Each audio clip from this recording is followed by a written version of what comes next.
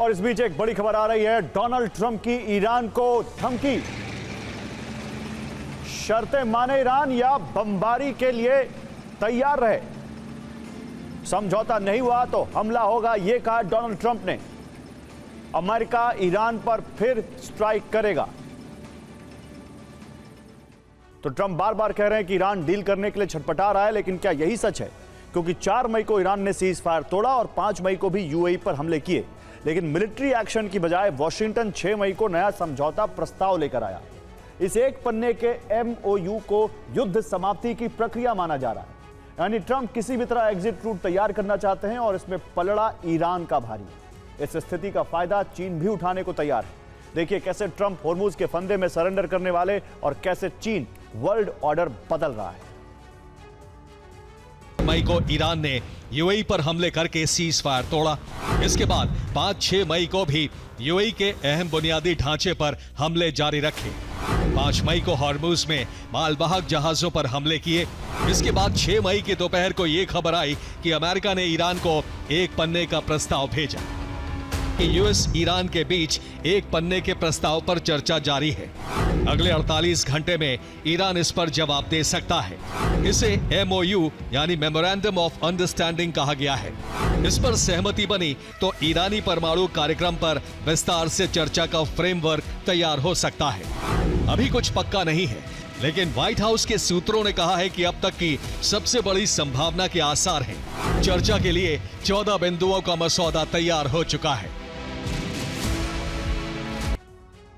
और इन 14 बिंदुओं में क्या है, आइए जल्दी से आपको मेन पॉइंटर्स बताते हैं। सबसे पहले तो फ्रेमवर्क पर सहमति, तो चर्चा के लिए 30 दिन। ये एक्सियोस की रिपोर्ट है, समझौता फाइनल नहीं है। इसके अलावा चर्चा जिनेवा या इस्लामाबाद में हो सकती है, ये दूसरा इसका बड़ा पॉइंट है।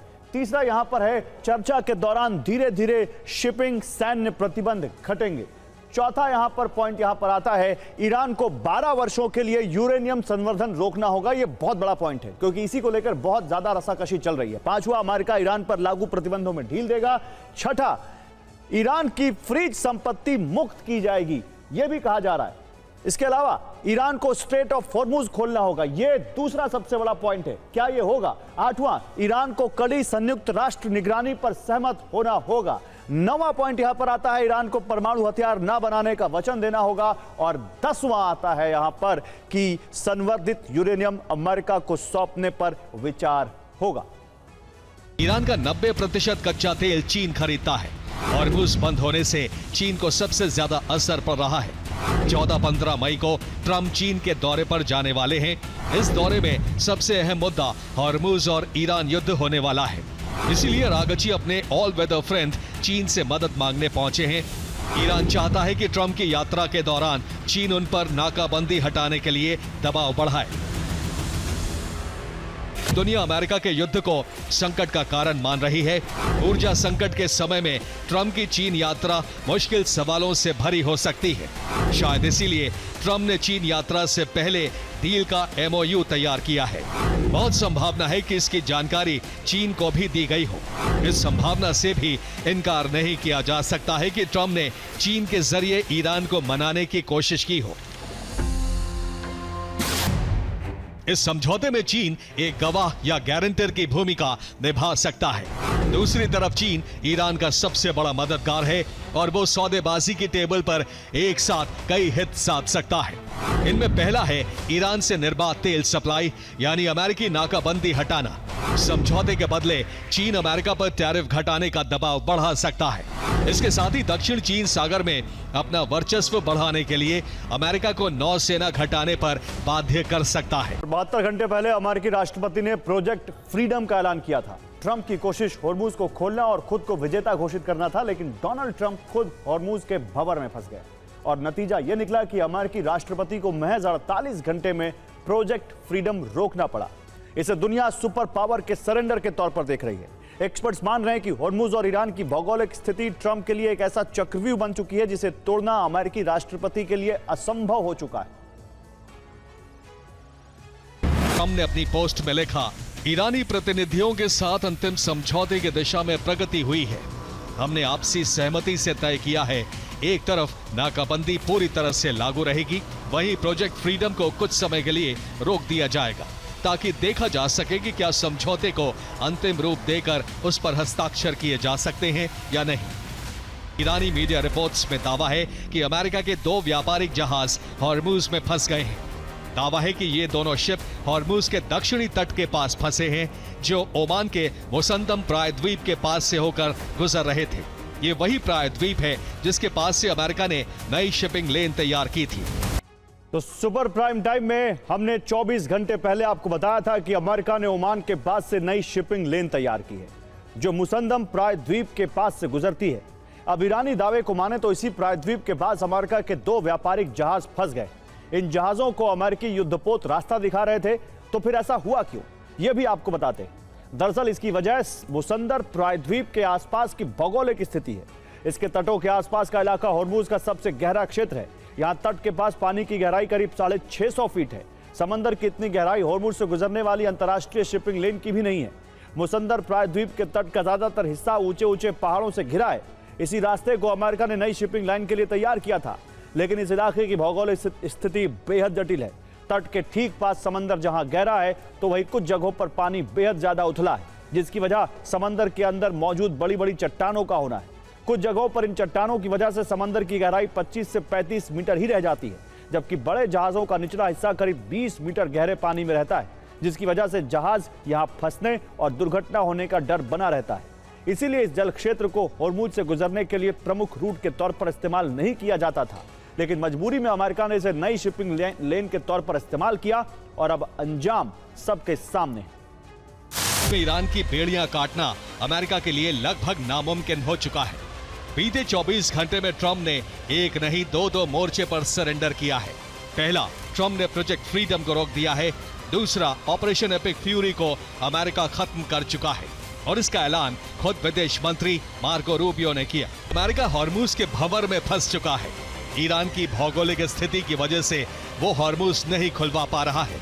वॉशिंगटन दबाव में है कि ईरान को समझौते पर सहमत करे, क्योंकि ऐसा नहीं हुआ तो ट्रंप कार्यकाल इतिहास के काले अक्षरों में लिखा जाएगा। तो प्रोजेक्ट फ्रीडम में डोनाल्ड ट्रंप का प्रयास हॉर्मुज में फंसे 1600 से ज्यादा जहाजों को निकालकर खुद को एक हीरो की तरह पेश करना था।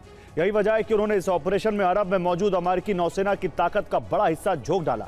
यूएसएस अब्राहम लिंकन, 16 डिस्ट्रॉयर, 100 से ज्यादा फाइटर जेट और 15,000 सैनिकों को इसमें लगाया गया, लेकिन नतीजा कुछ नहीं निकला। अमेरिका की माने तो 4 मई को सिर्फ 4 शिप ही गुजर सके, वही 5 मई को 2 शिप गुजरे, जबकि 6 मई को डोनाल्ड ट्रंप को प्रोजेक्ट फ्रीडम और नए शिपिंग रूट को बंद करने का ऐलान करना पड़ा। अमेरिका ने नया APKWS वेपन तैयार किया है। ये एक सस्ता लेजर गाइडेड रॉकेट है। इसकी कीमत $40,000 के आसपास है, जो ईरान के सस्ते ड्रोन्स के लिए बनाया गया है। इसे हेलीकॉप्टर, फाइटर जेट या ग्राउंड लॉन्चर से दागा जा सकता है। अमेरिका इन्हें अरब में तैनात कर रहा है। और क्या ईरान ने अमेरिका, इजरायल और पूरे खाड़ी क्षेत्र के खिलाफ एक नया हाइब्रिड ऑपरेशन शुरू कर दिया है? ऐसा ऑपरेशन जिसमें ईरान खुलकर युद्ध का हिस्सा नहीं दिखता, लेकिन हमले लगातार जारी हैं। अमेरिका खुद मान चुका है कि सीज फायर लागू होने के बाद भी उसकी सेना पर 10 से ज्यादा हमले हुए। सबसे ताजा हमले यूएई और इराक से जुड़े। यूएई में फुजैरा के पास हमले के बाद डिसैलिनेशन नेटवर्क की बिजली सप्लाई प्रभावित हुई और देखते ही देखते बोतलबंद पानी महंगा होने लगा। सवाल यह कि क्या ईरान ने अब अरब की सबसे कमजोर नस पहचान ली है? अगर पानी संयंत्र निशाने पर आने लगे तो अरब निर्जन हो जाएगा। अमेरिकी जॉइंट चीफ ऑफ स्टाफ के चेयरमैन यानी अमेरिका की संयुक्त सेनाओं के प्रमुख जनरल डैन कैन ने कहा है कि ईरान या उसके समर्थन करने वाले प्रॉक्सी ने युद्ध विराम के दौरान कम से कम 10 बड़े हमले किए हैं। हालांकि अमेरिका अभी उन्हें पूर्ण युद्ध की सीमा से नीचे मान रहा है। इसके अलावा यूएई के रक्षा मंत्रालय ने सोमवार को ईरान पर देश पर मिसाइलें और ड्रोन दागने का आरोप लगाया, जिसमें 3 लोग घायल हो गए। हाइब्रिड इसलिए क्योंकि ईरान सीधे बड़े युद्ध से बच रहा है, लेकिन प्रॉक्सी के जरिए ड्रोन हमले करवाकर और मनोवैज्ञानिक दबाव के जरिए पूरे क्षेत्र को अस्थिर रख रहा है। अरब के अमेरिकी बेस और यूएई पर लगातार हमलों के दावे के बाद भी तेहरान इनकार कर रहा है कि मिसाइल और ड्रोन उसकी जमीन से छोड़े गए। ईरान की संयुक्त सैन्य कमान ने औपचारिक बयान जारी करके कहा है कि ईरान की सेना या IRGC ने हाल के दिनों में यूएई के खिलाफ कोई मिसाइल या ड्रोन हमला नहीं किया है। और अब देखिए ईरान का नया हाइब्रिड वॉर मॉडल क्या है और कैसे काम कर रहा है।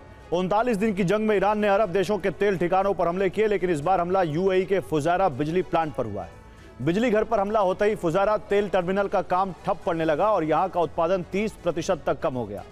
इस हमले में तेल टर्मिनल के साथ साथ पास के डिसैलिनेशन प्लांट भी प्रभावित हुए और दुबई और अबू धाबी के कई इलाकों में बोतलबंद पानी की कीमत 48 घंटे में 40% तक बढ़ गई। स्थिति इतनी खराब हो गई कि यूएई के बड़े होटल और रिहायशी कॉम्प्लेक्स में पानी के इस्तेमाल पर सीमाएं लगानी पड़ी। लेकिन हमला अकेले यूएई में नहीं हुआ। इराकी कुर्दिस्तान इलाके में शायद ड्रोन से हमले हुए। अमेरिका ने दावा किया कि बीते कुछ दिनों में अरब के अमेरिकी बेस तक कम से कम 10 बार ईरान के ड्रोन या मिसाइलें पहुंची हैं। स्थिति ऐसी बन गई कि बगदाद में मौजूद अमेरिकी दूतावास ने लेवल 4 अलर्ट जारी कर दिया और सभी को तुरंत दूतावास खाली करने को कह दिया। यूएई के फुजैरा बिजली प्लांट पर हमलों से इनकार करना और इराक में खुलेआम ड्रोन दागने का मतलब ये है कि ईरान सीधे बड़े युद्ध से तो बचना चाहता है, लेकिन ये भी तय है कि प्रॉक्सी के जरिए हमले नहीं रुकेंगे। मुश्तबा के इस हाइब्रिड वॉर का जवाब देने के लिए इजराइल सक्रिय हो गया है। नेतन्याहू अब यूएई और खाड़ी देशों के डर को एक साझा सुरक्षा गठबंधन में बदलने की कोशिश कर रहे हैं। और सालों तक दुनिया मानती रही कि अरब देशों की सबसे बड़ी कमजोरी उनके तेल के कुएं हैं। तेल के कुएं पर हमला यानी अरब की अर्थव्यवस्था पर हमला। लेकिन अब अरब की नई कमजोरी है पानी के संयंत्र यानी डिसैलिनेशन प्लांट, क्योंकि यूएई जैसे देशों का 90% पीने का पानी डिसैलिनेशन प्लांट से आता है। फुजायरा हमले के बाद डिसैलिनेशन प्लांट का उत्पादन 30% कम हो गया तो कतर। डोनाल्ड ट्रंप ने अपने social media platform truth social पर ईरान को एक बार फिर युद्ध की खुली धमकी दे दी है। ट्रंप ने लिखा, अगर ईरान उन शर्तों को मान लेता है जिन पर सहमति बनी थी तो एपिक फ्यूरी खत्म हो जाएगा और नाकेबंदी के बावजूद हॉर्मुज जल डमरू मध्य सभी के लिए खुला रहेगा। लेकिन ईरान सहमत नहीं होता तो बमबारी फिर शुरू होगी और इस बार हमले पहले से ज्यादा बड़े और ज्यादा तेज होंगे। मोहम्मद मरांदी ने दावा किया कि इस्लामिक रिपब्लिक ईरान किसी भी बड़े हमले के लिए पूरी तरह तैयार है। और ईरान अमेरिका की जंग में दुनिया ने कई हथियारों का इस्तेमाल देखा, लेकिन अब चर्चा डॉल्फिन की हो रही है। दुनिया के कई देशों के पास समुद्र में हमला और जासूसी के लिए डॉल्फिन ब्रिगेड होने के दावे किए जाते रहे। खासतौर से रूस इस मामले में सबसे शक्तिशाली माना जाता है। सुरक्षा और जासूसी के लिए डॉल्फिन को ट्रेंड करने की शुरुआत सोवियत काल में हुई थी। कहा जाता है कि मौजूदा वक्त में रूस के पास ट्रेंड डॉल्फिन की बड़ी तादाद है। एक रिपोर्ट में दावा है कि ईरान ने भी रूस से 26 साल पहले ट्रेंड डॉल्फिन को हासिल किया था।